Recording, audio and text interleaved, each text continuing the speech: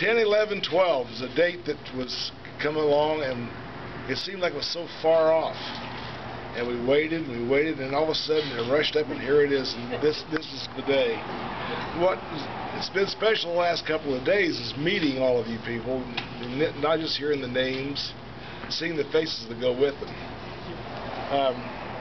My brother called me a while back. He lives in Panama, and his daughter was married this year also, and he says, "Now is Josie going to take the Lane name?" I said, "Well, as far as I know, because the last time she talked about it, she said, I am going to be the next great Mrs. Lane." But then after I talked to him, I thought, well, you know, it doesn't really matter if she's a Lane or a fine Lane. It'll work out either way. I don't know how many of you will be able to be at the reception, but there's some dishes that are going to be there. Now I'm going to get sad.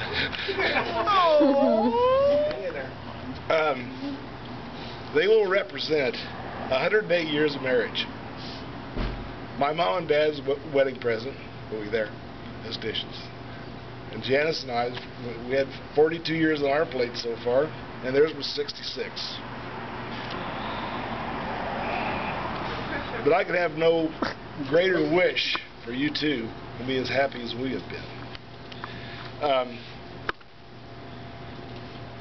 Early on, when Jason was bringing Josie over, it might have been the first time, I don't really remember. After one of our big family meals, we were sitting there talking, and I said, we got to talk about relationships and friends and how to get along and these things. And I told her, you know, my feelings on this, and she says, "Did you ever think about doing seminars?"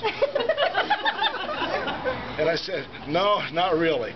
But tonight, this is a seminar hat. I will put this on." When I was in high school, our basketball coach, I had him for homeroom. We got to talking one day, and he said, you know, when I was young, they always told me that marriage was a 50-50 proposition. It's not. It's 100-100. You do everything you can for your spouse. And maybe think of a song by Bryan Adams. And the first verse and the last line of the chorus I'm going to read to you that I thought was appropriate. "Look into my eyes and you will see what you mean to me. Search your heart, search your soul. And when you find me there, you'll search no more. Everything I do it for you." In all situations, for the term I used, what would love do? All situations, what you say, what you do, it's what would love do is the right way. And the best definition by far of love comes in 1 Corinthians 13.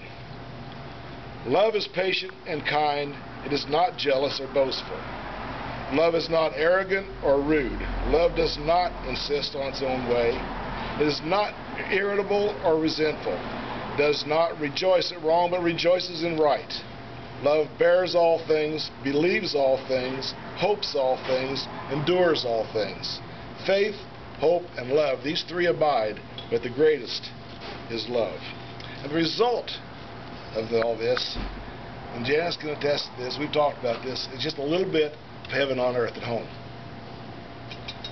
It's a place where you don't want to leave, and you can't wait to get back.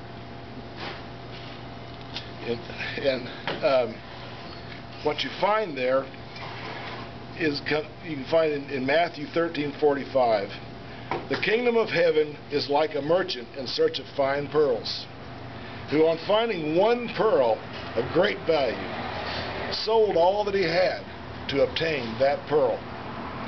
Jason and Josie, here's to finding your pearl. Aww.